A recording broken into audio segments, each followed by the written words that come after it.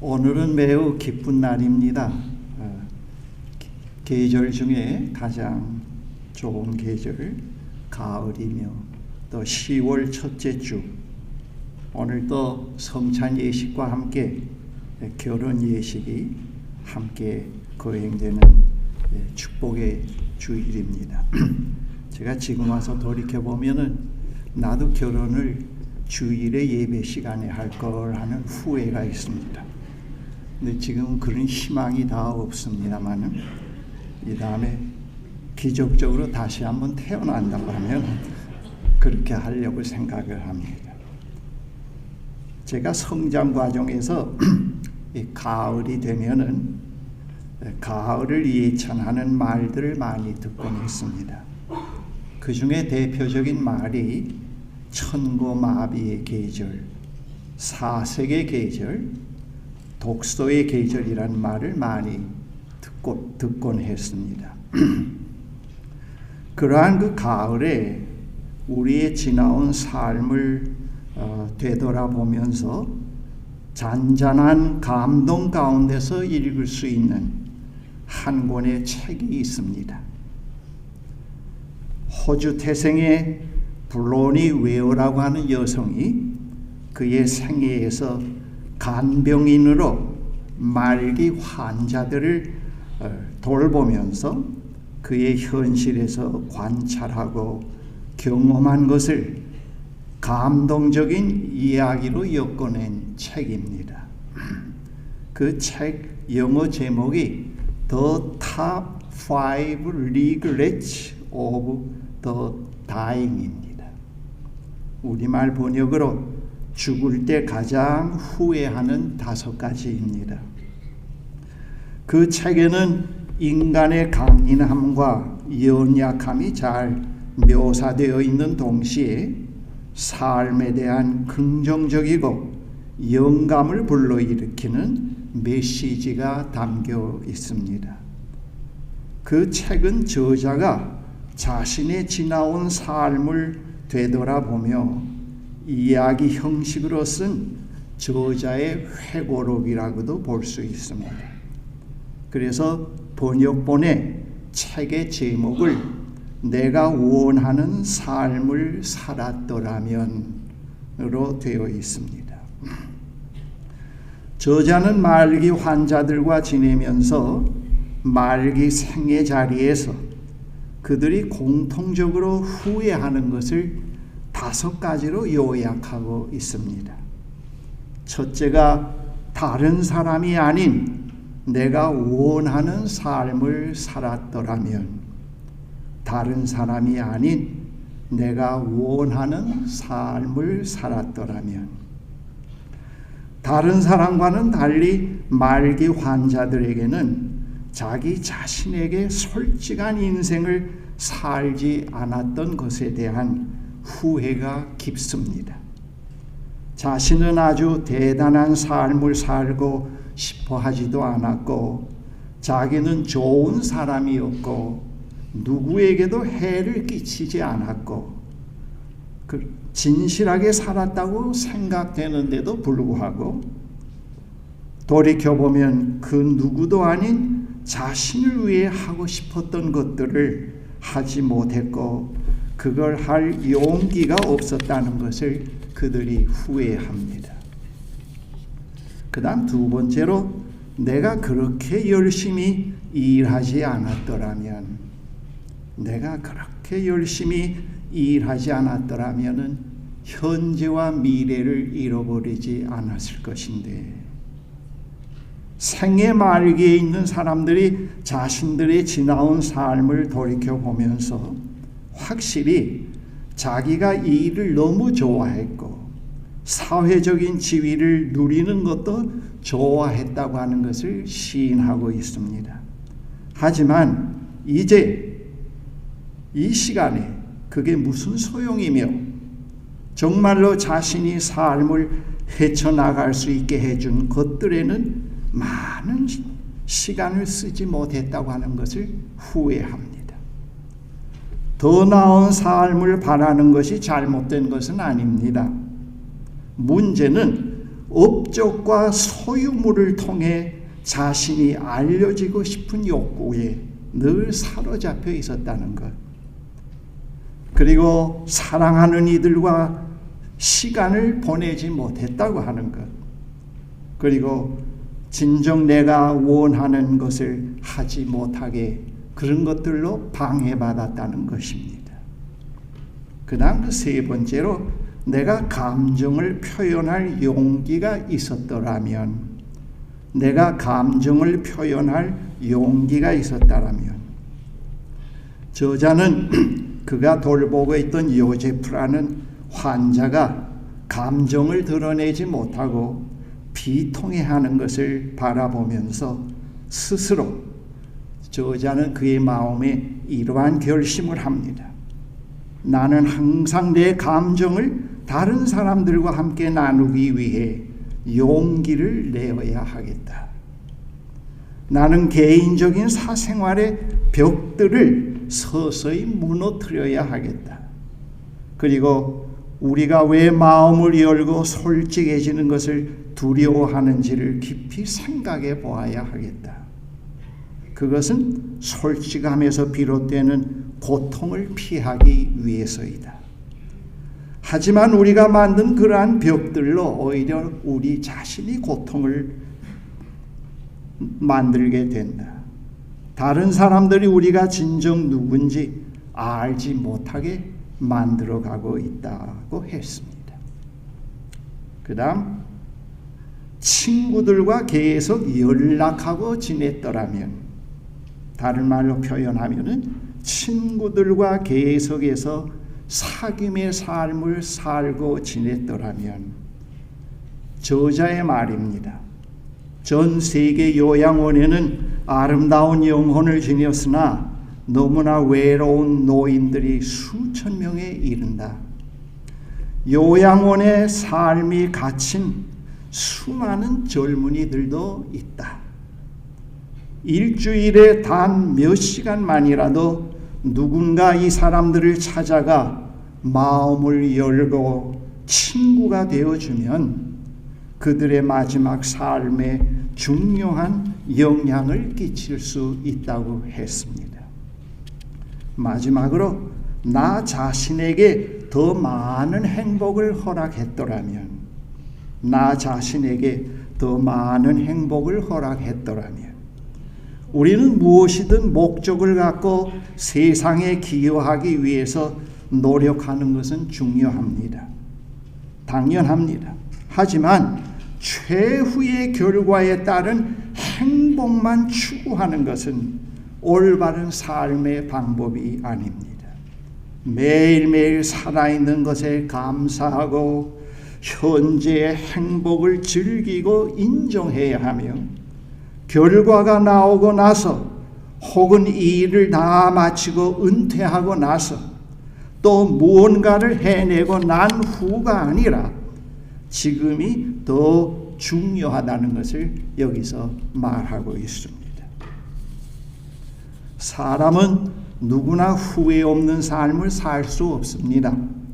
아무리 도덕적으로 완전하게 살았더라도, 아무리 다른 사람을 위해 헌신의 생을 살았더라도, 스스로 자부할 만큼 자신을 실현하는 일에 탁월했다고 하더라도, 다른 사람보다 돈을 많이 벌었더라도, 다른 사람보다 사회적으로 성공의 삶을 살았더라도, 자신의 건강 관리를 잘해서 장수했더라도, 다른 사람과 비교되지 않는 훌륭한 업적을 남겼더라도, 평생 자기가 하고 싶은 일만을 하면서 살아왔더라도 후회는 있습니다. 우리가 후회 없는 생을 살고자 할 때 오히려 우리가 우리 자신을 더 고통스럽게 만들게 되고 위선자의 삶을 살 확률이 더 큽니다. 우리가 후회 없는 생을 살고자 할 때 중요한 것은 그 표준과 가치를 어디에 둘 것인가 하는 물음을 먼저 제기해 봐야 합니다. 이 물음에 대해서 온당한 해답을 찾게 되면은 어느 정도 후회는 줄일 수 있을 것입니다. 흔히들 후회 없는 생은 실수가 없는 삶이라고 단정하기도 합니다. 그러한 생각은 매우 편견이요 잘못된 생각입니다. 우리는 현실에서 사는 동안 실수하는 일, 생의 온갖 도전을 피할 수 없습니다. 하지만 우리는 실수와 도전 앞에서 나 자신을 용납하고 받아들이고 진실 앞에 변명하지 않고 겸손히 무릎을 꿇고 더 나은 나로 성숙되어가는 지혜를 터득해 가는 것이 올바른 삶의 자세입니다. 후회 없는 삶은 불가능합니다. 하지만 시간적으로 후회에서 삶을 수정하고 더 나은 삶으로 나갈 수 없는 말기 환자도 모든 후회를 떨쳐버리고 새로운 차원의 삶으로 들어갈 수 있는 희망의 문이 이 우주에 있습니다. 그러한 희망의 복음의 메시지가 오늘 본문의 내용입니다. 여러분, 후회는 우리가 진정 잊고자 했던 것, 머물고자 했던 그것에 잊지 못할 때 생기는 심리적인 현상입니다.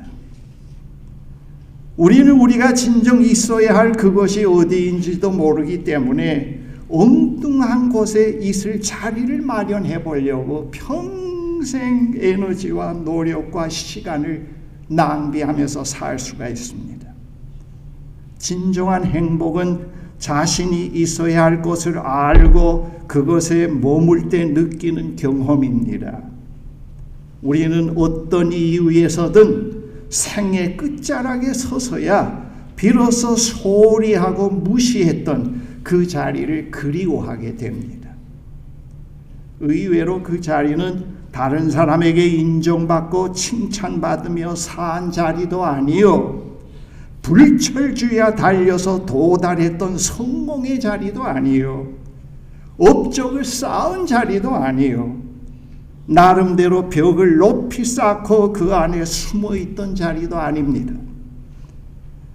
생의 끝자락에 섰을 때 심 그리워지는 그것은 자기가 자기로서 있어야 했던 그 자리, 사랑하는 사람과 함께 하지 못했던 그 자리, 자기가 진정 자기를 드러내지 못했던 그 자리, 순간순간 아름다움을 누리지 못하고 그냥 지나쳐 버렸던 일상들입니다.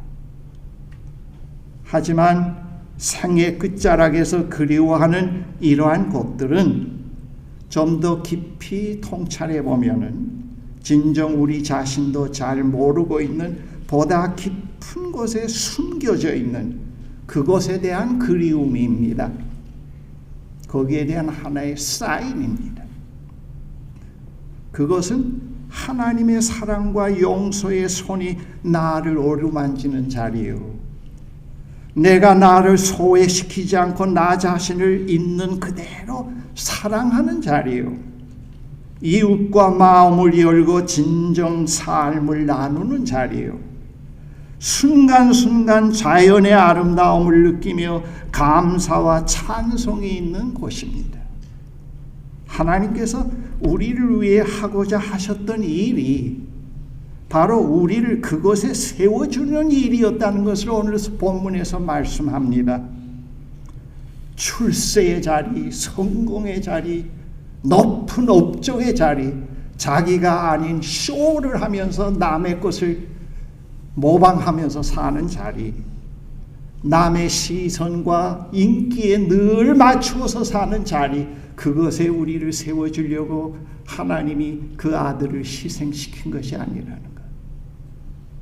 그것에 우리를 세워주시기 위해서 하나님이 이 세상에 오신 것이 아니라는 것을 본문에서 말씀합니다. 세상과 인간을 극진히 사랑하시는 하나님은 그의 아들 예수 그리스도를 통해서 바로 그 길을 마련하셨습니다. 예수 그리스도 안에 그 길이 열려 있습니다. 하나님을 향해 우리 문을 활짝 열어 젖히는 순간 우리는 그분께서 이미 우리를 향해 문을 활짝 열어놓고 계셨음을 발견하게 됩니다. 그리고 그 순간 우리가 늘 잊고자 원했던 그것에 마침내 우리가 서 있음을 알게 됩니다. 그것에 서 있게 될 때 진정 내가 원했던 것이 이것이었구나. 일상을 전부 다 포기해버리고 성공과 행복의 결과를 따먹기 위해서 그 자리에 머물기 위해서 살았던 그런 것이 아니구나 하는 것을 스스로 깨닫게 됩니다. 마침내 우리가 그 자리에 서 있음을 알게 됩니다. 그때 우리는 하나님의 은혜와 영광을 그 넓고 탁 트인 공간에서 고개를 들고 서서 소리 높여서 찬양으로 화답하는 우리 자신을 발견하게 됩니다. 왜?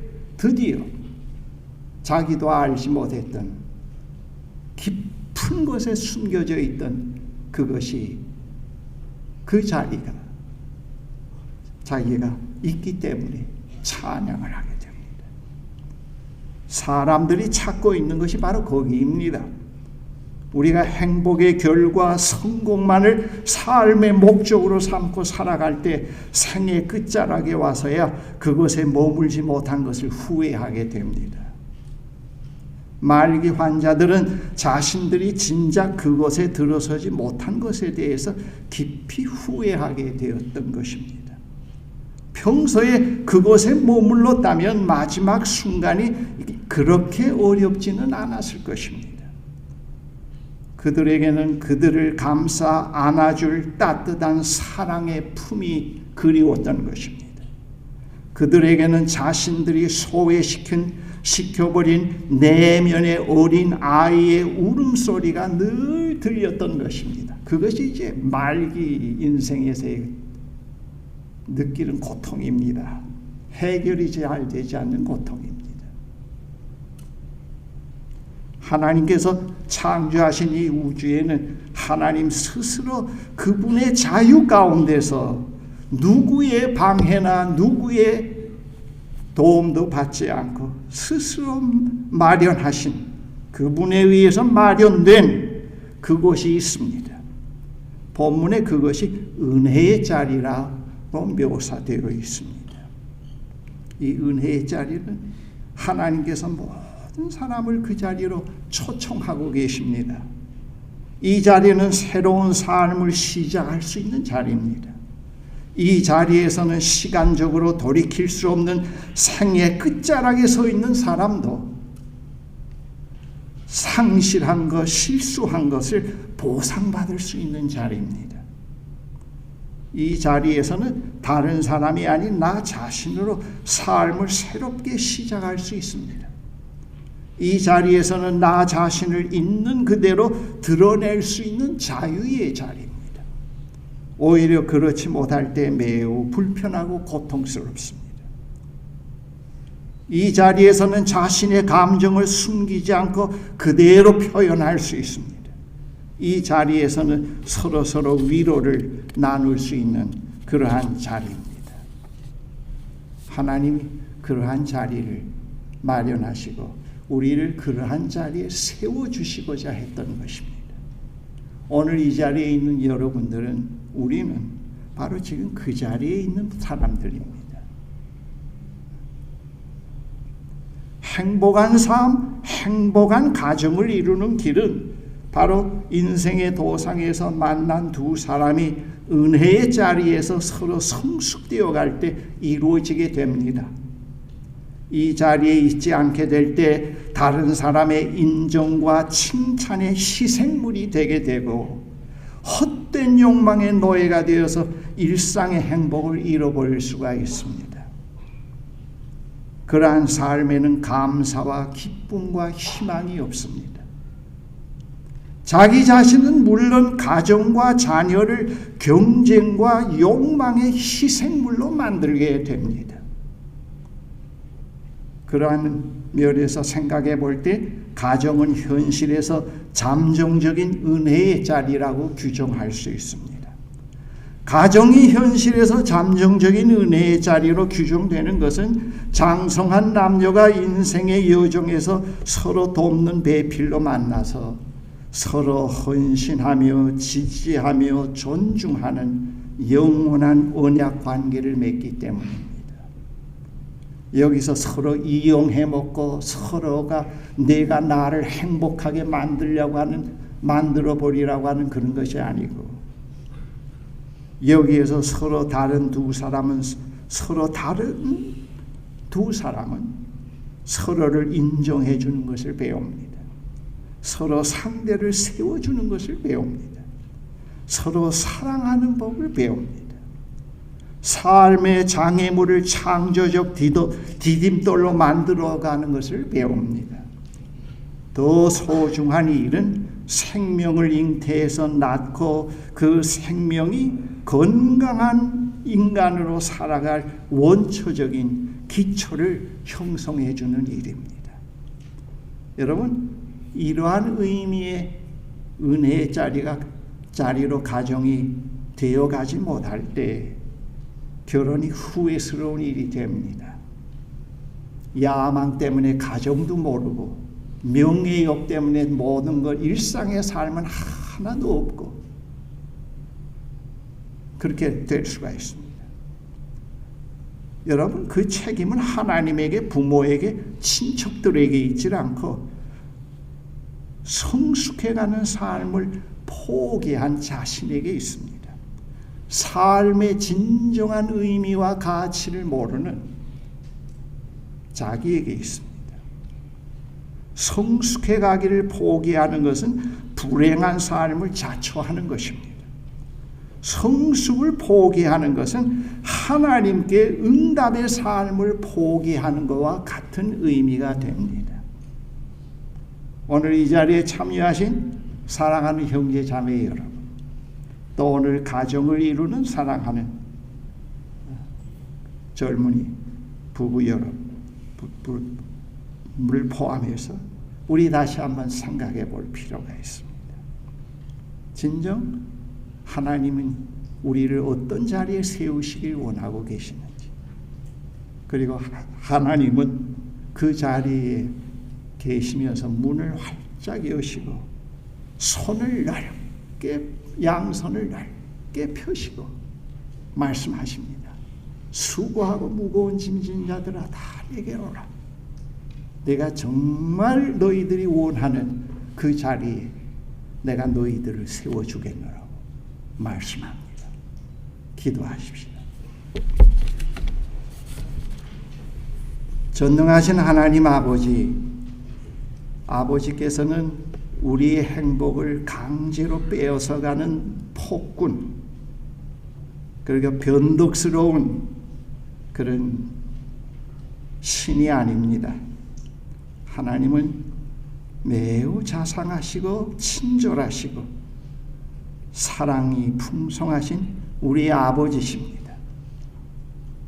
하나님께서는 우리 모두를 극진히 사랑하셔서 우리가 당연히 있어야 할 그런 참 행복의 자리에 세워주시기를 원하십니다. 그래서 그 자리를 마련하셨습니다. 우리를 그 자리에 초대해 주셨고 있게 해 주셨지만은 때때로 그 자리의 의미와 가치를 모르고 그 전에 밖에 있을 때와 똑같은 삶을 힘들게 자기를 고통스럽게 만들면서 시간을 낭비하면서 살아가는 그런 볼품없는 삶을 살 때도 있곤 합니다. 그래도 하나님은 우리를 버리지 않고 기다리시고 다시 올 때 품어주시곤 하시는 하나님이십니다. 오늘 사랑하는 남녀가 하나님 앞에서 이 은혜의 자리에서 가정을 이루는 예식을 거행하게 됨을 감사합니다.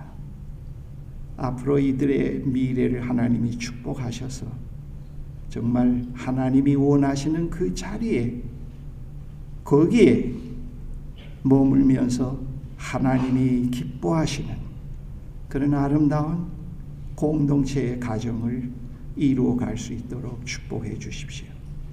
모든 말씀을 예수 그리스도의 이름으로 기도합니다. 아멘.